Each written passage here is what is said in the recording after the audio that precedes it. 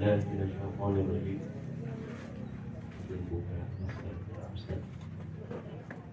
السلام عليكم ورحمة الله وبركاته.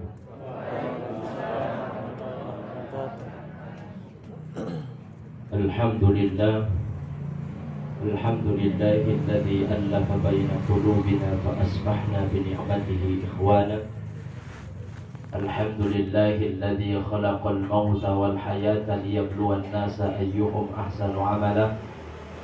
أشهد أن لا إله إلا الله وحده لا شريك له، وأشهد أن محمدا عبده ورسوله وصفيه من خلقه وحبيبه الذي أدى الأمانة وبلغ الرسالة ونصح الأمة وكشف الله به وجاهد في الله حق جهاده حتى أتاه اليقين من ربه، فصلوات الله وسلامه عليه وعلى آله وصحبه وإخوانه.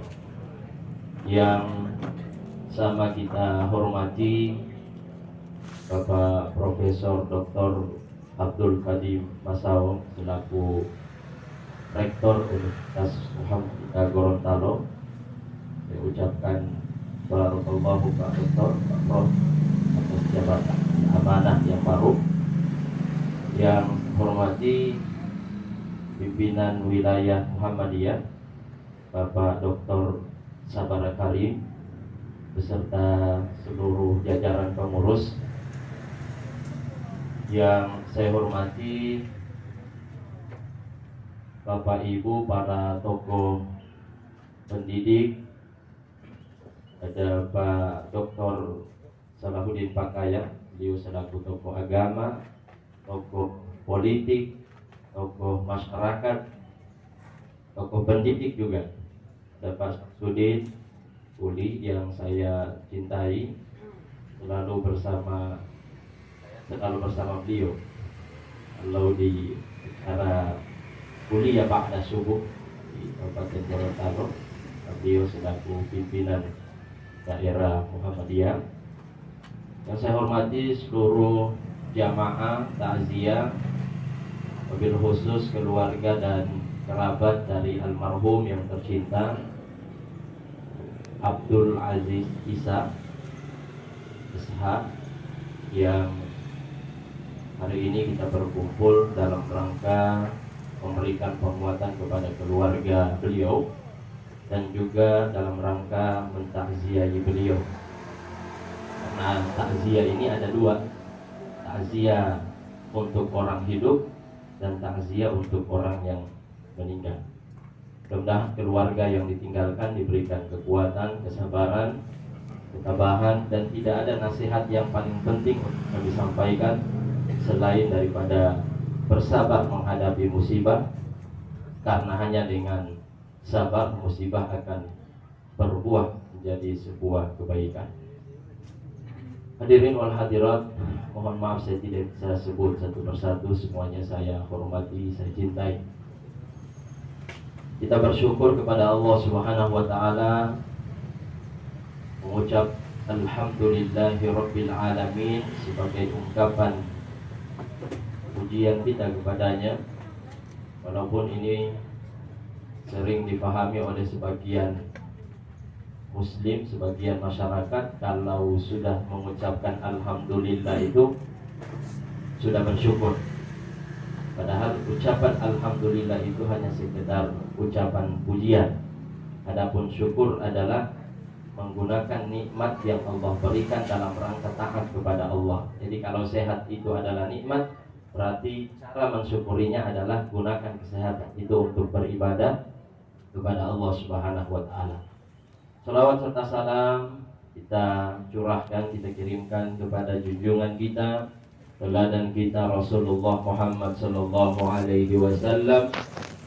Semoga kita termasuk umatnya yang senantiasa istiqomah berada di atas jalan yang telah beliau rintis, jalan hak, jalan kebenaran, mati di atas jalan itu dalam keadaan husnul khatimah dan mendapatkan syafaat dari beliau di hari kiamat kelak. Amin ya rabbal alamin. Bapak Ibu yang saya cintai, almarhum adalah tokoh agama, tokoh masyarakat, dan juga tokoh pemerintah. Banyak kontribusi beliau yang mesti kita ingat, dan itulah cara mentakziah almarhum yang tercinta ini.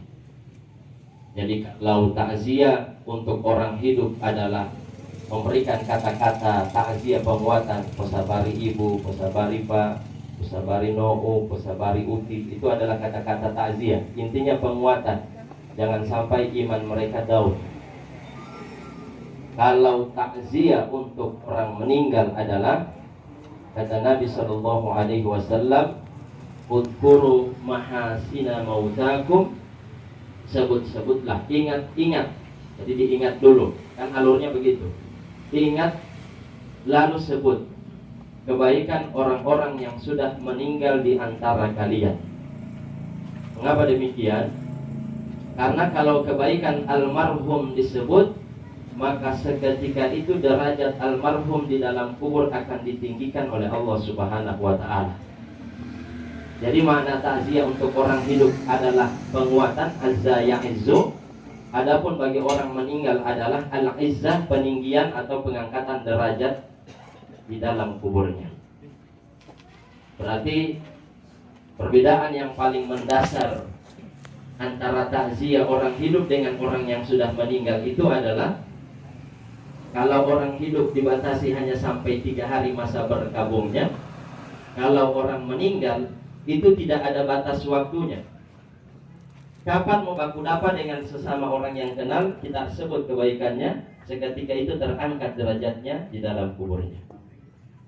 Bapak Ibu yang saya cintai,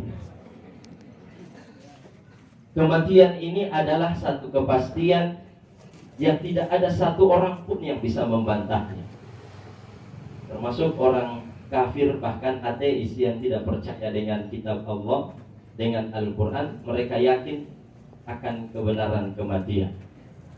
Makanya Imam Hasan Al-Basri, beliau membuat semacam ungkapan atau renungan dalam syairnya, ma ra'aitu yaqinan la syakka fihi asbaha bi syakkin la yaqina fihi minal maut. Saya tidak pernah menemukan ada satu keyakinan yang tidak diragukan. Artinya memang benar-benar yakin, karena tidak ada keraguan sama sekali. Tapi tiba-tiba kemudian berubah seolah-olah menjadi keraguan yang tidak lagi diyakini selain daripada perkara mati. Kalau kita terjemahkan dengan bahasa sederhana, otawan to boti itomate, bohuhutunto boodelotajamate. Kita tahu bahwa kita pasti mati, dan setelah mati kita akan diproses, dihisab. Tapi seakan-akan perbuatan kita sehari-hari menunjukkan kita tidak akan pernah mati. Makanya muncullah sifat sombong, makanya muncullah sifat angkuh, sifat semena-mena, kezaliman kepada orang lain. Kenapa? Otawan dia mati, tapi dia tidak meyakini atau meragukan apa yang kemudian terjadi setelah kematian tersebut. Dan karenanya Bapak Ibu yang dimuliakan Allah, kita diperintahkan untuk menjadikan kematian orang lain itu sebagai pengingat, sebagai pelajaran bagi kita. Rasul saja yang sudah dijamin masuk surga, inna a'tainakal kautsar fasholli li rabbika wanhar inna syani'aka huwal abtar. Wahai Muhammad, sesungguhnya kami telah menyediakan telaga Al-Kautsar kepadamu di dalam surga. Artinya ini sudah pasti, tidak mungkin Allah berbohong. Itu mustahil bagi Allah. Sudah pasti Rasul masuk surga. Tapi apa perintah setelah itu? Fasolli dewa potabia. Dan mau jaminan mau masuk surga ya Muhammadi dewa potabia. Fasolli li rabbika wanhar. Mau dewa pengolota sapi di tiap Idul Adha. Jadi Rasul itu Bapak Ibu sekalian menjadi panutan bagi kita, sandaran bagi kita. Sedangkan so pasti masuk surga, masih sholat sampai mati, bahkan menjelang kematian sakit, debahim tabiat. Padahal sudah dijamin masuk surga. Nah, heran, ajib, ya. Aneh bin ajaibnya, ada orang di kalangan kita yang kemudian mempelajari satu tariqah ilmu. Tentu tariqah ini macam-macam. Ada yang dibenarkan, ada yang tidak dibenarkan, tergantung bagaimana cara memahaminya. Bapak Ibu sekalian, lalu dia bilang, saya sudah berada di makom tertentu, walima di luparan boti mutabia lubatanga walau tabia lo nyawa. Mau untuk tahi potabia tinggal dia yang ala ada tiga walima mulolot mongon. Bahkan orang mau bertanya kemarin bodong kau di ulmon kon ulamiatnya matabia lo nyawa di tabia lubatanga. Mereka lupa bahwa Rasul sampai menjelang kematian dalam keadaan sakit, sholatnya dalam keadaan berbaring, alias tidak pernah meninggalkan sholat. Nah Bapak Ibu sekalian, Rasul yang sudah dijamin masuk surga masih mengatakan, Gafa bil mautu wa'izo, cukuplah dalam kehidupanku, kematian adalah nasihat terbaikku. Kenapa kematian menjadi nasihat? Biasanya Bapak Ibu yang dimuliakan Allah, manusia ini sering sekali tergoda dengan beberapa faktor sehingga menjadi angkuh dan sombong. Kan faktor yang paling kuat mempengaruhi orang menjadi sombong itu kan harta. Pertama dia kan harta, yang kedua jabatan, yang ketiga ilmu. Nah, ini tiga faktor yang sangat kuat mempengaruhi orang menjadi sombong. Nah kalau ada orang yang mulai sombong karena harta, lalu kemudian dia ingat mati, maka segeralah dia ambil pelajaran, tinggalkan kesombongan itu. Kenapa Bapak Ibu yang dimuliakan Allah Subhanahu wa ta'ala? Karena ternyata dia lihat ada orang yang meninggal, hartanya miliaran bahkan triliunan, tidak ada harta sedikit pun yang dia bawa masuk ke dalam kuburnya. Ngopohiya lo tabuto pak, 3 lembar untuk laki-laki dan 5 lembar untuk ibu-ibu. Cuma itu. Jadi satu bal kain kafan itu kan diambil dari harta orang yang meninggal. Sedangkan satu bal tidak mau masuk sama, masih mau digunting-gunting. Sedangkan bawa pulang angalua perhualinya mengambil hadirin sekalian. Ternyata Bapak Ibu dia belajar, sekaya apapun manusia di waktu kematian tidak ada yang dia bawa masuk ke dalam kubur. Lalulah kemudian dia berpikir, dia merenung, ternyata untuk apa saya sombong? Ternyata kesombongan saya justru akan menyiksa saya, dan harta yang membuat saya sombong akan saya tinggalkan di dunia. Belajar dari kematian Qarun. Manuma wodota memulai otaboa dunia, segera ingat mati. Belajar apalagi angkuhnya karena harta. Mulai kelezatan duniawi itu dan karena hartanya. Belajar, ambil pelajaran dari kematian Qarun. Saya yakin semuanya pasti kenal Qarun.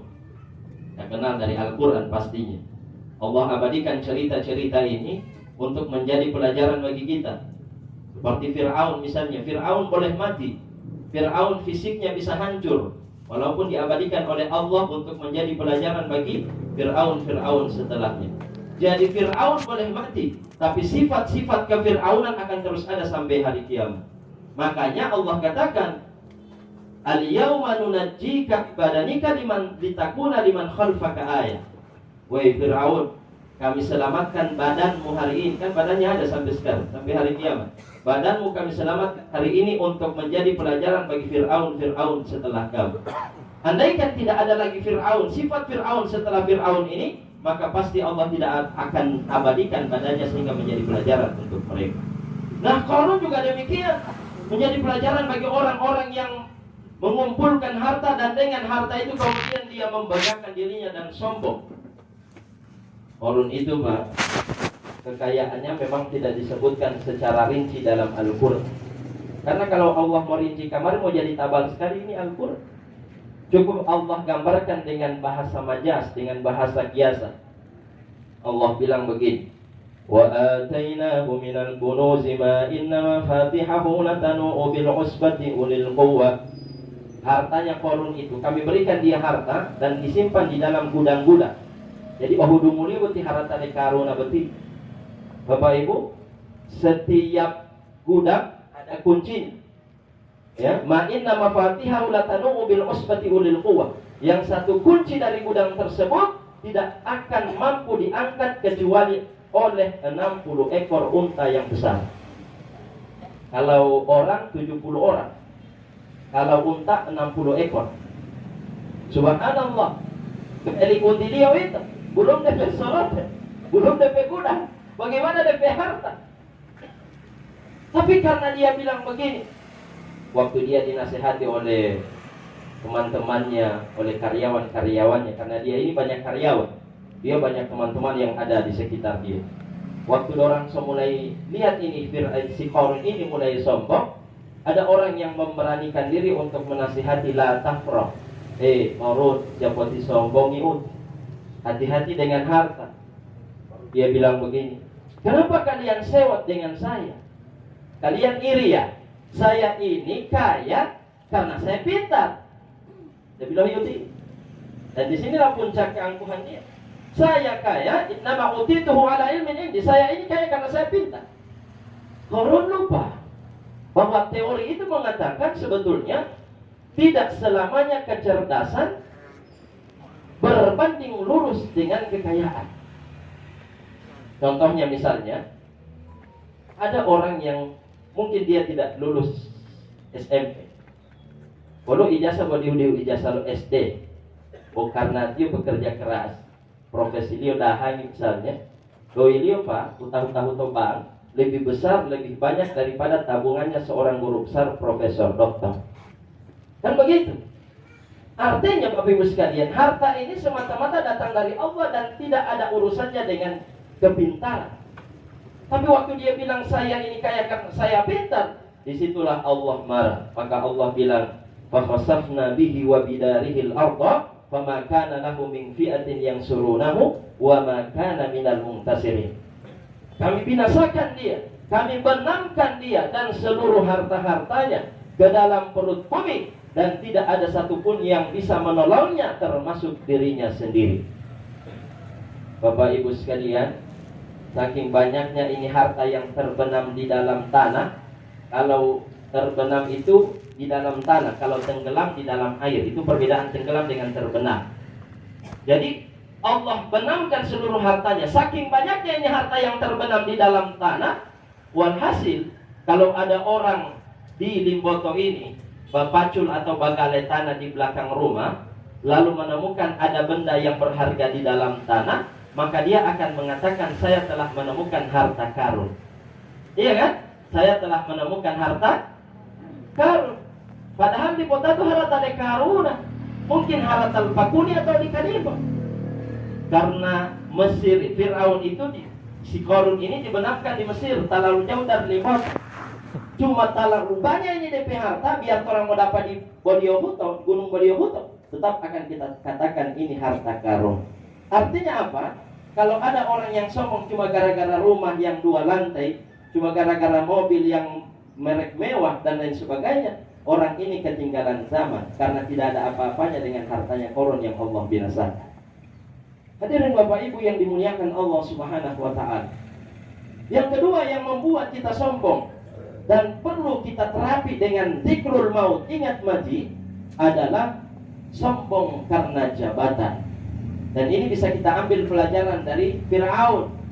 Bagaimana Fir'aun kemudian lama-lama bukan sekedar mengaku raja, tapi dia sudah mengaku Tuhan. Ana rabbukumul a'la. Perkataan dan pengakuan dia sebagai Tuhan Allah abadikan di dalam Al-Quran surah An-Nazi'at. Satu surat setelah An-Naba. Wan-Nazi'ati gharqa wan-Nashitati nashta, sampai kita menemukan ayat Ana rabbukumul a'la. Wahai masyarakatku, aku adalah Tuhan kalian yang maha tinggi. Padahal salah satu riwayat yang saya baca, kenapa dia mengaku sebagai Tuhan yang maha tinggi? Waktu itu dia terinspirasi ketika dia bilang sama teman-temannya, sama karyawannya atau para pengikutnya, tentara-tentaranya, dia bilang, wahai tentara-tentaraku, wahai anak buahku, tolong buatkan menara paling tinggi di negeri Mesir ini. Setelah menara itu jadi, mungkin katakanlah setinggi menara keagungan ini, dia naik di atas puncak menara itu. Lalu ketika dia berada di atas puncak itu, dia mulai melihat manusia kecil sekecil semut. Disitulah dia terinspirasi untuk mengatakan, saya Tuhan kalian yang maha tinggi. Padahal cuma kebetulan dia berada di atas tempat yang tinggi. Ini para kolonial Fir'aun ini. Subhanallah hadirin sekalian. Lalu dia diminta oleh Allah. Allah meminta Musa alaihissalam dan Harun untuk mendakwahinya, tapi tetap sombong, bah. Jadi ulama-ulama ini so datang sama dia, kasih nasihat, hati-hati dengan rezim ente, hati-hati dengan ente punya pengelolaan terhadap pemerintah. Jangan kemudian membuat politik belah bambu, jangan kemudian melakukan kezaliman. Ini Firaun, Pak. Saya berbicara rezim Firaun. Kenapa saya katakan dia melakukan politik belah bambu? Karena dia, Bapak Ibu, membuat konspirasi seakan-akan, padahal dia di atas kebatilan kan, tapi seakan-akan dia di atas kebenaran. Perhatikan apa yang dia katakan ketika Musa datang kepadanya. Dia bilang begini, Daruni aktul Musa wal yad'u rabbahu. Teman-teman, wahai masyarakatku, biarkan aku. Jadi seakan-akan orang jaga tahan dia ini. Dikasih biar kamar kita mau pukul ini dari Musa ini. Biarkan aku membunuh Musa. Kenapa? Seakan-akan dia pahlawan. Alasannya, Pak, dulu. Inni akhafu ayyubaddila dinakum. Saya khawatir dia akan mengganti ideologi kalian. Saya khawatir dia akan mengganti agama kalian. Lalu yang kedua, au ayyuzhiru fil ardil fasad. Saya khawatir dia akan melakukan kerusakan di muka bumi. Padahal siapa yang melakukan kebaikan, siapa yang melakukan kerusakan? Kan di dalam surat Al-Fajr kan Allah bilang, Fir'aun itu melakukan fa'aktsaru fiha al-fasad. Fir'aun itu melakukan kerusakan banyak di muka bumi, tapi kemudian dia mengaku orang yang memperbaiki bumi, hadirin sekalian. Makanya orang-orang mulai tertipu dengan dia. Oh, berarti Musa ini di atas jalan yang batil, kemudian Fir'aun di atas jalan yang hak. Sehingga sekarang Bapak Ibu sekalian, saya pernah mengisi satu seminar, kemudian saya sampaikan, sehingga kalau ada orang yang zaman dulu sampai sekarang, saya tidak membeda-bedakan sekarang atau dulu, Bapak Ibu sekalian, kalau ada orang yang mengusung, misalnya ada yang mengatakan orang yang kemudian beramal terhadap agamanya, lalu menuduh orang tersebut ingin mengganti ideologi negara dan ingin melakukan kerusakan di NKRI, dan seakan-akan dialah orang yang Pancasilais, maka saya katakan orang ini sedang mengusung ide yang pernah dilakukan oleh Fir'aun. Jadi Bapak Ibu yang dimuliakan Allah Subhanahu wa taala, ketika Fir'aun ini terlalu berlebihan kerusakan yang dia lakukan, disitulah kemudian Allah marah. Allah bikin siasat. Ketika Musa alaihi salam dikejar oleh Fir'aun dan bala tentaranya, sampai kemudian mereka tidak lagi menemukan ada jalan, karena di depan mereka ada laut, di belakang mereka ada Fir'aun dan tentaranya. Sampai orang-orang yang bersama Fir'aun mulai terkecoh, mulai mengatakan, sudah, mati orang Musa, mati orang. Inna lamudrakun, wahai Musa, kami pasti mati, karena kami pasti akan tersusul oleh kelompoknya Fir'aun dan tentaranya. Tapi apa Musa bilang? Musa ini kan Nabi. Musa bilang, kalla inna rabbi sayahdi. Sekali-kali tidak, Tuhanku akan memberikan petunjuk jalan untuk kita. Maka Allah katakan, wahai Musa, pukulkan tongkatmu ke air sehingga laut itu terbelah menjadi 12 lorong. Karena Bani Israel itu ada 12 suku, masing-masing suku satu lorong. Begitu sampai di penghujung laut, Musa bilang begini, bagaimana ya Allah? Musa ini kan bercakap-cakap dengan Allah. Makanya salah satu namanya disebut apa? Kalimullah. Musa bilang begini, bagaimana ya Allah? Saya mau pukul orang. Allah bilang jangan dulu, biarkan mereka masuk. Karena waktu itu mereka belum masuk. Tapi apa yang terjadi Bapak Ibu? Lihat para kolonelnya Fir'aun. Ketika dia melihat laut terbelah menjadi 12 lorong, dia bilang begini, lagi-lagi dia mengaku. Dia bilang, lihatlah bagaimana laut pun tunduk kepadaku. Subhanallah. Jadi memang sifat Fir'aun ini suka mengklaim pekerjaan orang, dia bilang pekerjaan dia. Karya orang, dia bilang karya dia. Itu kan karyanya Musa, mukjizat Musa. Tapi kemudian dia mengaku itu adalah kekuasaan dia. Lihatlah wahai pengikutku, bagaimana laut pun tunduk kepadaku, mereka memberi jalan kepadaku. Subhanallah. Maka disitulah kemudian Allah binasakan Fir'aun karena kesombongannya. Dia mengaku sebagai Tuhan, bukan lagi raja. Ketika dia berada di tengah laut, Allah katakan kepada Musa, pukulkan kembali tongkatmu wahai Musa. Lalu tertutuplah laut-laut tersebut, lorong-lorong tersebut, sehingga ketika nyawanya sudah berada di kerongkongan, Dia bilang, wahai Musa, sesungguhnya aku beriman kepada Tuhan yang diimani oleh Bani Israel. Tapi apa kata Allah? Al-ana wa qad tubta. Kenapa sekarang baru kamu bertobat? Selama ini kamu kemana? Dan disitulah kemudian disimpulkan, taubat akan diterima oleh Allah selama nyawa belum sampai di kerongkongan. Rasul mengatakan, innallaha yaqbalu taubata 'abdin ma lam yughargir. Nyawa seorang manusia selama masih menyatu dengan badannya, Allah senantiasa akan menerima taubatnya sampai kemudian nyawa tersebut berada di kerongkongan. Kalau ada di kerongkongan, tidak ada harapan lagi untuk bertaubat. Padahal Bapak Ibu yang dimuliakan Allah, mari kita menjadikan zikrul maut, kematian almarhum Abdul Aziz Isa yang tercinta ini sebagai pelajaran untuk kita semua. Kemarin kita mendengarkan nama beliau yang disebutkan, nama beliau yang diumumkan, maka coba sekali-kali kita berpikir satu saat nama kita yang akan diumumkan.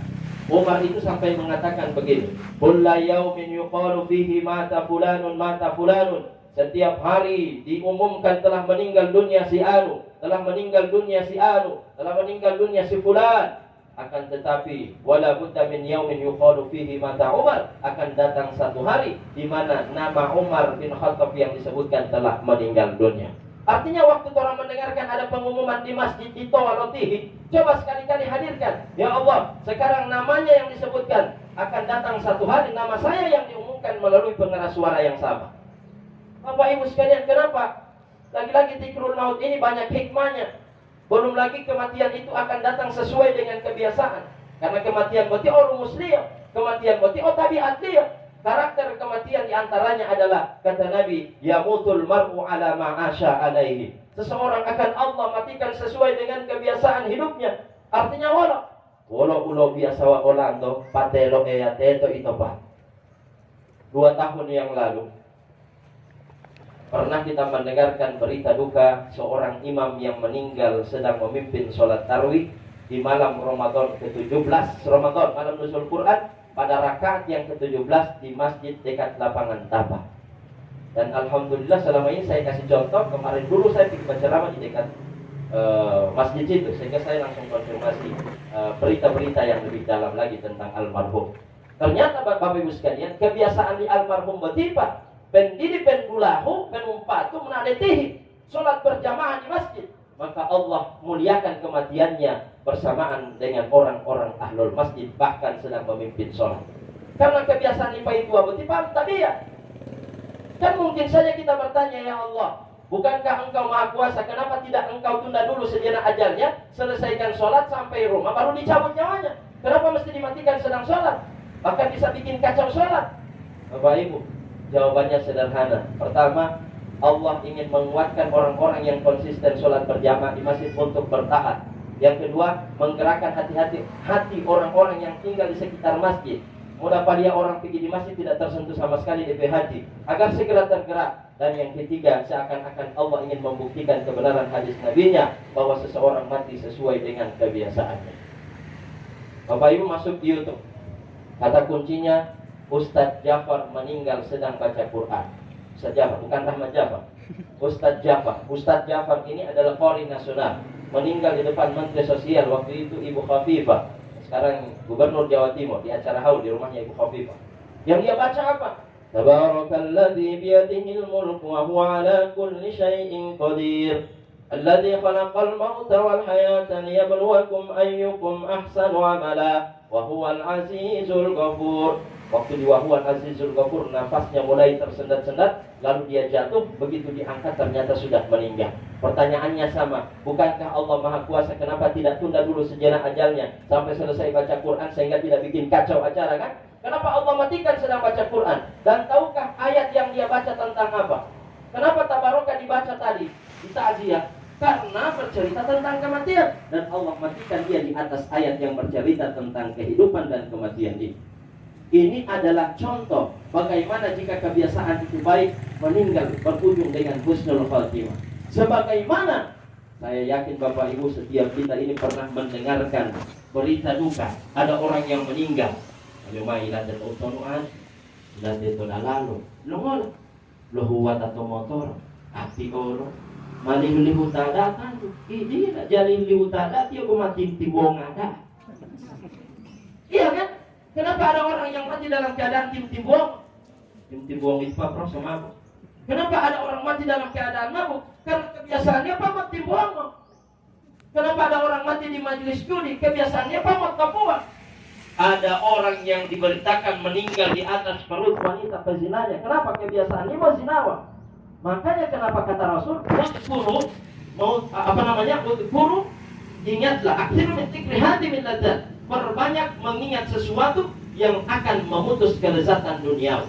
Waktu menzinakan kelezatan duniawi, tapi kalau ingat mati Bapak Ibu sekalian, kita akan terputus dari kelezatan itu. Artinya Bapak Ibu, kematian ini akan datang sesuai dengan kebiasaan kita. Apa yang kita dengarkan terekam di dalam hati dan pikiran, waktu kita sakarat itulah yang akan keluar. Jadi kalau orang terbiasa berzikir la ilaha illallah, la ilaha illallah, sering saya sarankan jangan sampai la ilaha illallah mau tak dengar di dalam rumah orang, nanti ada orang mati. Kalau ada anak cucu kita mulai bersih la ilaha illallah, la ilaha illallah, somar kama gue mau lopol tamat itu ada lopel emosi. Jadi dianggap la ilaha illallah sesuatu yang menakutkan. Padahal afdhalul dzikri fa'lam annahu la ilaha illallah. Sebaik-baik zikir adalah la ilaha illallah. Bapak-bapak sedang di kantor la ilaha illallah, la ilaha illallah. Memang agak berat. Ada zikir yang paling ringan itu kan subhanallah wa bihamdihi subhanallah azim. Ada 2 kalimat. Tapi la ilaha illallah itu timbangannya Pak. Mau ditimbang satu dunia ini dengan kalimat la ilaha illallah masih lebih berat timbangan la ilaha illallah daripada dunia ini. La ilaha illallah. Ibu-ibu di rumah memasak la ilaha illallah, mencuci la ilaha illallah. Kalau tak banyak cucian la ilaha illallah. Bapak-bapak pulang rumah capek-capek dari kantor, sampai rumah tanya sama itu sudah ada masakan? Belum ada Pak. La ilaha illallah.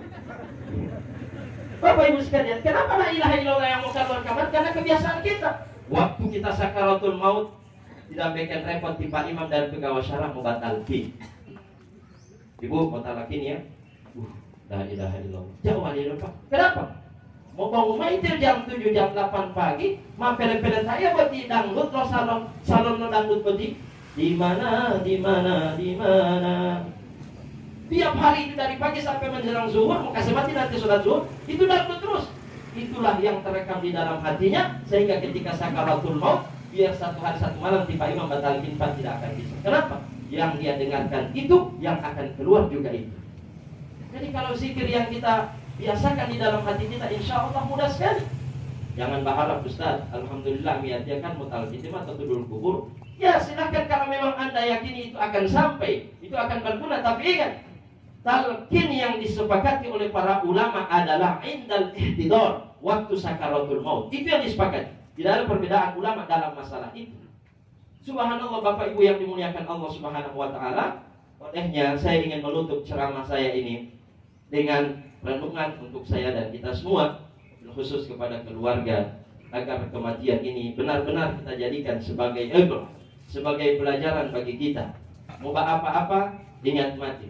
Kalau mau pergi di sana, ingat mati. Ingat, seseorang kalau sudah tiba ajalnya, Allah akan ringankan kakinya melangkah ke suatu tempat sampai dia berada di tempat itu. Kemudian Allah perintahkan malaikat maut untuk mencabut nyawanya. Maka ketahuilah kita semua ini, Pak Prof, saya, ini sebetulnya dari tadi ini saya suka bilang kamari semua hilang semua sampai materi, karena di depan saya ini Prof semua. Ada Pak Prof Kadim, kemudian ada Dokter Salahuddin, ada Dokter Sabara. Ibarat bulan, saya itu bulan, tapi beliau-beliau ini matahari. Jadi alhamdulillah saya suka pikir-pikir, jangan sampai mau hilang saya punya materi. Di depan saya matahari semua. Bapak Ibu yang dimuliakan Allah Subhanahu wa taala, maka talqin ini apa namanya? Sambil mana tadi ya?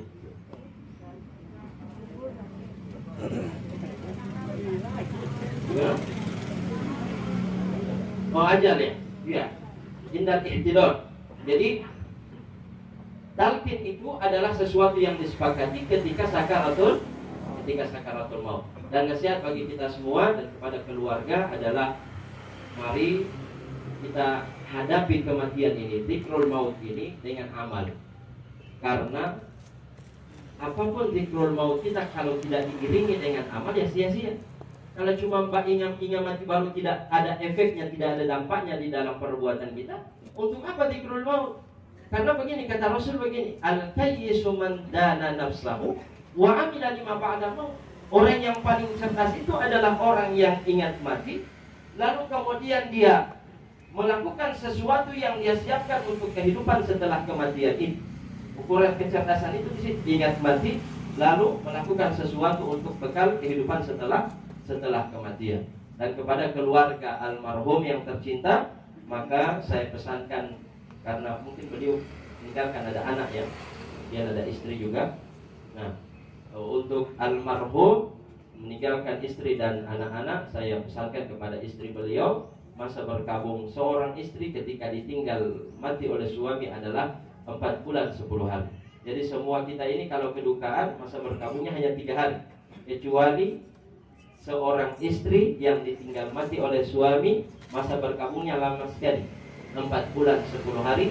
Dan di sini ada hukum-hukum yang harus ditaati. Di antaranya adalah berusaha sekuat mungkin jika tidak ada kepentingan untuk tidak keluar rumah, karena itu adalah hukum yang Allah tetapkan.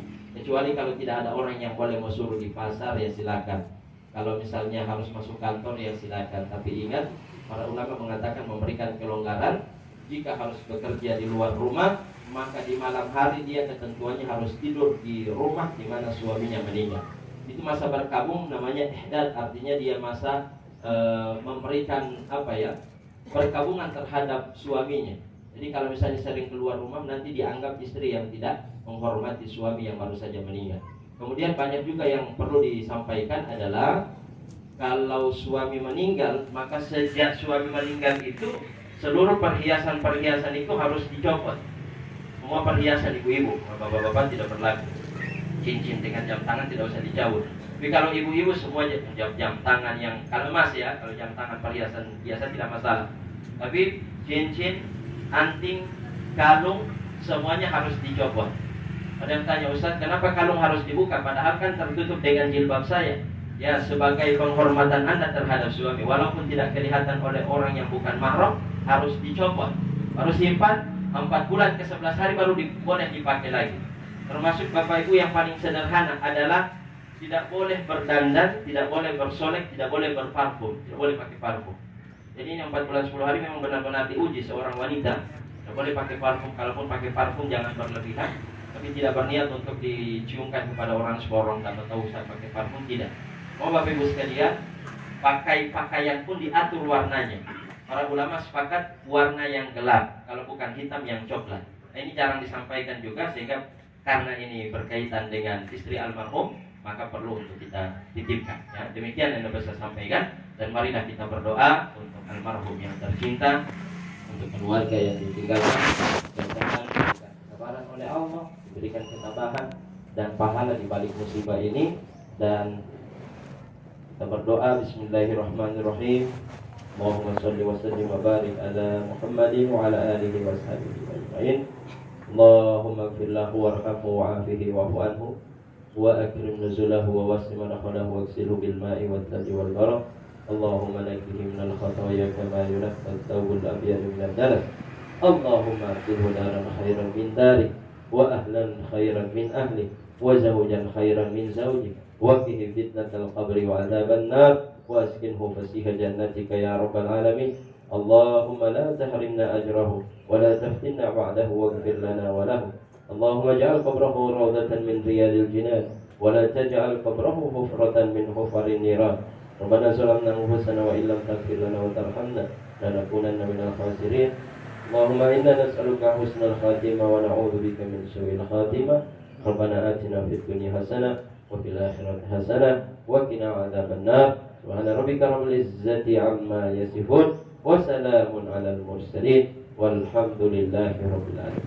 Bapak Ibu, terima kasih atas segala perhatian dan mohon maaf atas segala kekurangan. Saya Rahmat Jafar memohonkan maaf karena kesalahan datang dari pribadi saya sendiri, dan kebenaran mutlak datang dari Allah Subhanahu wa taala. Nasrun minallahi wa fathun qarib wa basyiril mu'minin. Nun wal qalami wa ma yasturun. Wassalamualaikum warahmatullahi wabarakatuh. Waalaikumsalam warahmatullahi wabarakatuh. Jazakallahu khairan katsiran kami sampaikan kepada Al Ustaz Rahmat Jafar SPDI yang telah berkenan menyampaikan tausiah sekaligus memandu doa di sore hari ini.